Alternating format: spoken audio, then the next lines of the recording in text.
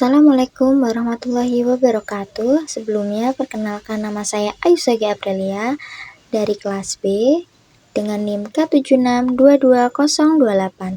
Di sini saya akan mempresentasikan dua tema. Yang pertama, manajemen peserta didik, dan yang kedua, manajemen sarana prasarana. Yang pertama, manajemen peserta didik. Apa sih manajemen peserta didik itu? Jadi, manajemen peserta didik adalah suatu proses yang terdiri dari perencanaan, pengorganisasian, pelaksanaan, dan pengendalian kegiatan yang berkaitan dengan peserta didik dalam rangka mencapai tujuan pendidikan yang telah ditetapkan meliputi segala aspek, yaitu spiritual, intelektual, fisik, sosio-emosional.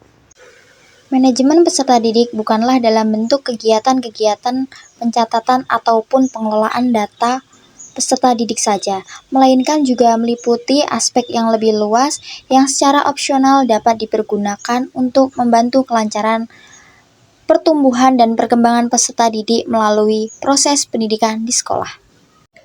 Berikutnya ada tujuan manajemen peserta didik. Yang pertama, meningkatkan kualitas pendidikan, mengoptimalkan penggunaan sumber daya, dan menciptakan lingkungan belajar yang kondusif sehingga meningkatkan pengetahuan, keterampilan, dan psikomotorik peserta didik. Dan yang kedua, meningkatkan kedisiplinan dan kemandirian peserta didik.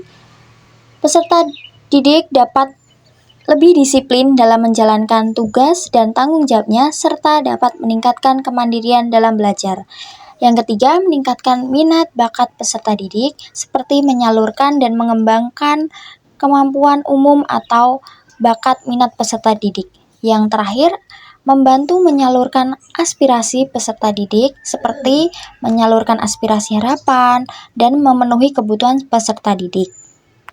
Selanjutnya ada prinsip manajemen peserta didik. Yang pertama, dalam mengembangkan program manajemen peserta didik, penyelenggara harus mengacu pada peraturan pada saat program dilaksanakan. Yang kedua, manajemen peserta didik dipandang sebagai bagian keseluruhan manajemen sekolah. Oleh karena itu, ia harus mempunyai tujuan yang sama dengan tujuan manajemen sekolah. Yang ketiga, setiap kegiatan-kegiatan manajemen peserta didik haruslah diupayakan untuk mempersatukan peserta didik yang mempunyai keberagaman dalam berbagai aspek.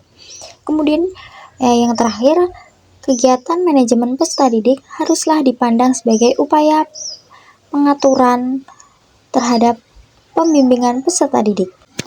Kemudian selanjutnya ada proses manajemen peserta didik. Yang pertama ada perencanaan peserta didik, yang kedua ada rekrutmen peserta didik, yang ketiga ada pelaksanaan peserta didik, yang keempat ada pengevaluasian. Kemudian ada fungsi manajemen peserta didik, ada 3. Yang pertama, fungsi yang berkenaan dengan pengembangan individual peserta didik, yang dimana berkaitan dengan kemampuan umum siswa atau kecerdasan dan kemampuan khusus yang dimiliki oleh peserta didik. Yang kedua, ada fungsi yang berkenaan dengan pengembangan, yang dimana memiliki fungsi sosial peserta didik. Yang terakhir, ada fungsi berkenaan dengan kebutuhan dan kesejahteraan peserta didik. Kemudian di sini ada pengertian peserta didik. Menurut Permendikbudristek nomor 12 tahun 2022, peserta didik adalah anggota masyarakat yang berusaha mengembangkan potensi diri melalui proses pembelajaran yang tersedia pada jalur, jenjang, dan jenis pendidikan tertentu. Kemudian ada pengertian MPLS, yang dimana menurut Permendikbud nomor 18 tahun 2016, pengenalan lingkungan sekolah ini adalah suatu kegiatan pertama untuk mengenalkan program sarana dan prasarana kepada peserta didik, yang bertujuan untuk membantu peserta didik untuk beradaptasi terhadap ekosistem sekolah. Kemudian ada penerimaan peserta didik baru atau biasa disebut PPDB, yang dimana penerimaan peserta didik baru ini pada TK, SD, SMP, SMK yang bisa dilakukan secara daring maupun luring. Ada 4 jalur, yaitu zonasi, prestasi, afirmasi, dan perpindahan orang tua. Kemudian ada strategi pengembangan peserta didik, yang dimana digolongkan menjadi 4, yaitu bidang agama, bidang akademik, bidang seni, dan bidang olahraga. Yang terakhir ada bakat dan minat peserta didik. Bakat adalah kemampuan yang dimiliki oleh seseorang sejak lahir yang perlu diasah agar berkembang secara optimal, sedangkan minat berkaitan dengan rasa senang terhadap sesuatu hal tertentu. ABM ini bisa digunakan untuk mengukur potensi individu. Selanjutnya, tema yang kedua ada manajemen sarana dan prasarana.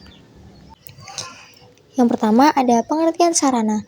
Standar sarana dan prasarana adalah kriteria minimal sarana dan prasarana yang dimana harus memenuhi pada satuan pendidikan dalam penyelenggaraan pendidikan tersebut. Dalam Permendikbudristek nomor 20 tahun 2023, sarana yang dimaksud adalah segala sesuatu yang dapat dipakai sebagai alat dan perlengkapan dalam mencapai tujuan pembelajaran. Yang kedua adalah sarana spesifik, yang dimana pendidikan khusus bagi peserta didik yang penyandang disabilitas terdiri atas peralatan pengembangan kekhususan. Yang kedua, pengembangan keterampilan. Kemudian ada manajemen sarana. Dalam manajemen sekolah adalah suatu proses yang melibatkan perencanaan, pengadaan, penggunaan, pemeliharaan, dan penghapusan sarana pendidikan untuk mendukung proses belajar mengajar. Kemudian ada jenis sarana dibagi menjadi 3, yaitu yang pertama ada bahan pembelajaran, adalah segala bentuk dan jenis materi yang digunakan dalam proses pembelajaran. Yang kedua ada alat pembelajaran, adalah segala bentuk dan jenis benda yang digunakan dalam proses pembelajaran termasuk media. Kemudian yang ketiga ada perlengkapan, adalah segala bentuk dan jenis benda sebagai penunjang untuk mencapai tujuan pembelajaran di satuan pendidikan. Kemudian ada prasyaratan sarana. Yang pertama ada sesuai dengan kebutuhan, jalur, jenjang, dan jenis pendidikan tertentu. Yang kedua, mengakomodasikan karakteristik dan kebutuhan peserta didik dengan memperhatikan gender, keberagaman, bahasa, agama, dan kepercayaan. Yang ketiga, memperhatikan kebutuhan akomodasi yang layak bagi peserta didik penyandang disabilitas. Yang keempat, menggunakan sumber daya yang tersedia di lingkungan sekitar satuan pendidikan. Yang kelima, keamanan, kesehatan, dan keselamatan.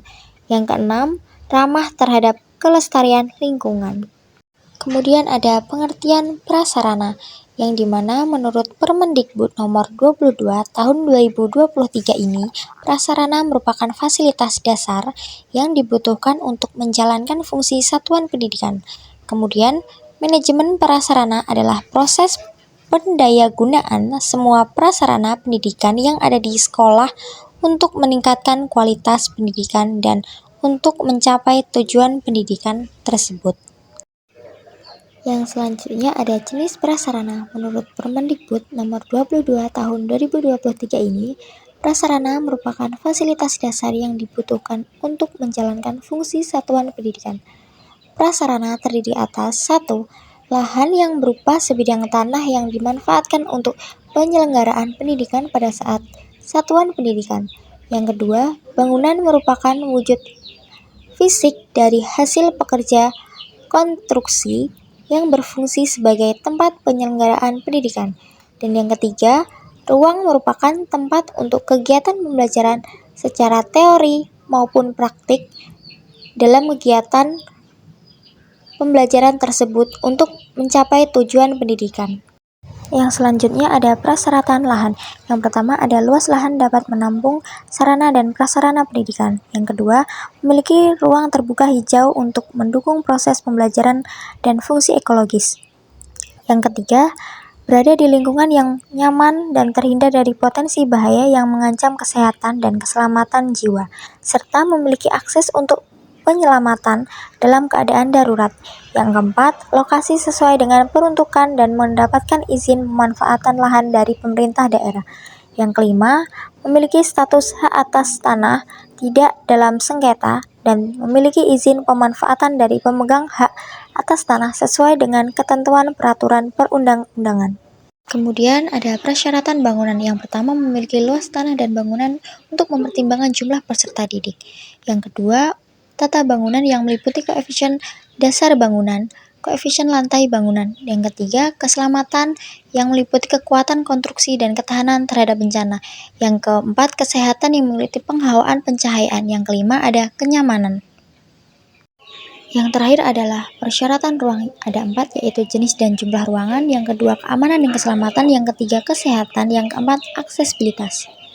Sekian presentasi dari saya. Wassalamualaikum warahmatullahi wabarakatuh.